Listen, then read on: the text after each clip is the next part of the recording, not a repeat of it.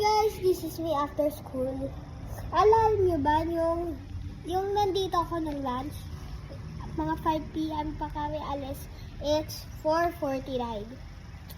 Maya-maya.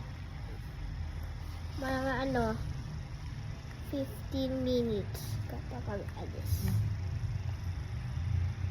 Pagligo ng daddy ko, tapos kanina umaga ligo ko. Teka lang guys.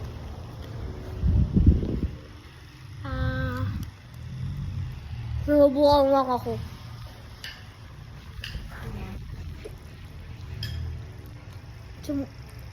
Kung mga nagtatanong anong pagkain ko, yung kinain ko tosino at kanin.